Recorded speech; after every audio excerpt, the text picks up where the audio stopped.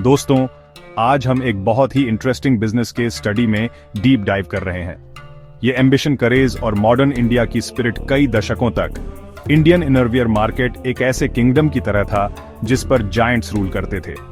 Jockey dollar और lux उनके नाम मेन के एसेंशियल्स के सिनोनिमस थे और ऐसा लगता था कि किसी नए प्लेयर के लिए डेंट बनाना भी इम्पॉसिबल है। लेकिन फिर एक अनएक्सपेक्टेड कॉर्नर से एक चैलेंजर उभरा। यह चैलेंजर है XYXX अपैरल्स। XYXX की कहानी 2017 में शुरू होती है, मुंबई दिल्ली नहीं बल्कि सूरत में। इस रेवोल्यूशन के पीछे का ब्रेन एक यंग एंटरप्रेन्योर योगेश काबरा है। टेक्सटाइल बिजनेस में डीपली रूटेड फैमिली से आने वाले योगेश के पास इंडस्ट्री की एक यूनिक इंसाइट थी। उन्होंने मार्केट में एक बहुत बड़ा गैप ऑब्जर्व किया। जहां फैशन की दुनिया तेजी से इवॉल्व हो रही थी, वहीं इंडिया में मेन का इनरवियर सेगमेंट पास्ट में अटका हुआ था। प्रोडक्ट्स बेसिक थे, डिजाइन्स इंस्पायर्ड थे और फोकस प्योरली फंक्शनैलिटी पर था, अक्सर कंफर्ट और स्टाइल की कीमत पर। योगेश का मानना था कि मॉडर्न इंडियन मैन बेहतर डिजर्व करता है। यह बिलीफ XYXX का फाउंडिंग मिशन बन गया।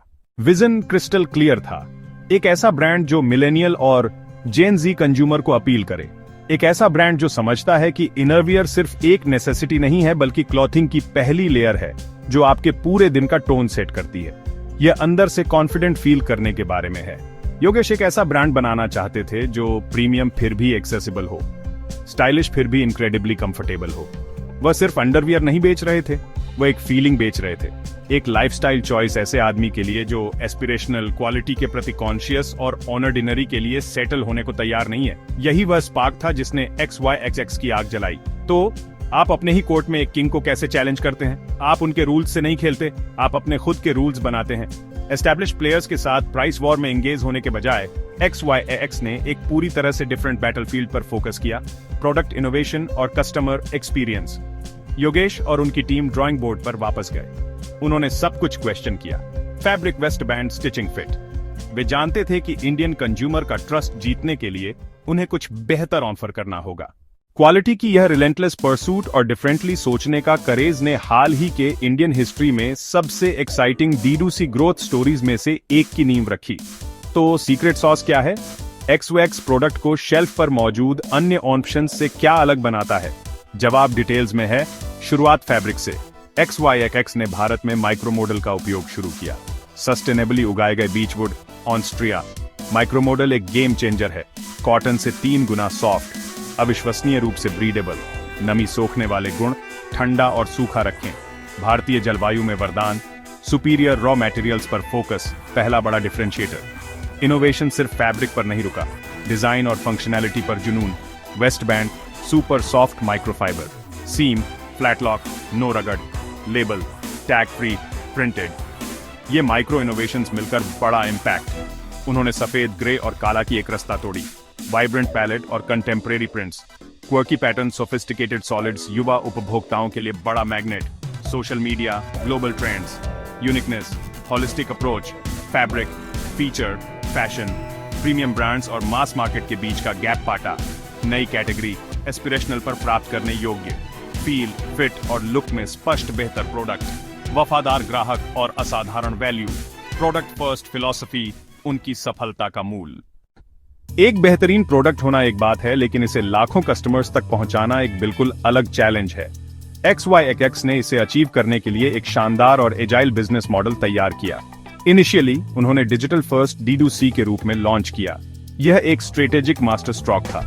अपनी वेबसाइट के माध्यम से सीधे बेचकर, Amazon के माध्यम से सीधे बेचकर, मिंत्रा के माध्यम से सीधे बेचकर, फ्लिपकार्ट के माध्यम से सीधे बेचकर वे पूरे कस्टमर एक्सपीरियंस को कंट्रोल कर सकते थे। उन्होंने रियल टाइम डेटा इकट्ठा किया। क्या बिक रहा था, कस्टमर क्या कह रहे थे, कौन से ट्रेंड्स उभर रहे थे। ये डायरेक्ट कम्युनिकेशन उन्हें निम्बल और रिस्पॉन्सिव बनाता है। हालांकि केवल ऑनलाइन रहने से जीत नहीं मिलती। शॉपिंग का बड़ा हिस्सा अभी भी फिजिकल स्टोर्स में होता है, इसलिए उन्होंने ऑमनी चैनल स्ट्रेटेजी अपनाई। पहले डिजिटल प्रेजेंस मजबूत की, फिर ऑनलाइन रिटेल में विस्तार शुरू किया। Partnership, shoppers stop partnership, lifestyle partnership, central products को लेगेसी जायंट्स के बगल में रखा। सेल्स बढ़ी, ब्रांड विजिबिलिटी और क्रेडिबिलिटी भी बढ़ी। उनका फोकस था टियर 2 और टियर 3 शहर, जहां बाकी ब्रांड मेट्रो में फोकस कर रहे थे। XYXX ने अनटैप्ड अवसर देखा। एस्पिरेशंस हर जगह बढ़ रही थी। लखनऊ और इंदौर के युवा भी स्टाइल कॉन्शियस और डिजिटल थे। 14,000 मल्टी ब्रांड आउटलेट्स में डिस्ट्रीब्यूशन बढ़ाकर उन्होंने बड़े अनसर्विस्ड बेस तक पहुंच बनाई। इससे एक बड़ा अनसर्विस्ड ग्राहक बेस मिला जो नए ब्रांड्स के लिए भूखा था। ऑनलाइन ऑफलाइन का मिश्रण एक सेल्फ रिन्फोर्सिंग ग्रोथ साइकिल बन गया। ग्राहक इंस्टाग्राम पर डिस्कवर करता है, मॉल में शॉपर स्टॉप में देखता है और सेल पर अमेज़न से खरीदता है या लोकल स्टोर से खरीदकर ऑनलाइन पूरी रेंज देखता है। यह सीमलेस इंटीग्रेशन और गहरी कंज्यूमर समझ वह ब्लूप्रिंट थी जिसने XSGX को देश भर में तेजी से स्केल करने दिया। XGX की ग्रोथ स्टोरी किसी फेनोमेनल से कम नहीं है। यह एक बड़ी इंस्पिरेशन का काम करती है। यह जर्नी एक मामूली सीड फंडिंग राउंड से शुरू हुई। तो XYX की सक्सेस से युवा एंटरप्रेन्योर्स के लिए अल्टीमेट लेसन क्या है? एक रियल प्रॉब्लम ढूंढो और उसे एक एक्सेप्शनल प्रोडक्ट से सॉल्व करो। जायंट्स को चैलेंज करने से मत डरो, लेकिन इसे इंटेलिजेंस और इनोवेशन के साथ करो, न कि सिर्फ एग्रेशन के साथ। तो आप इंडिया से ही एक बड़ा सफल बिजनेस बना सकते हैं।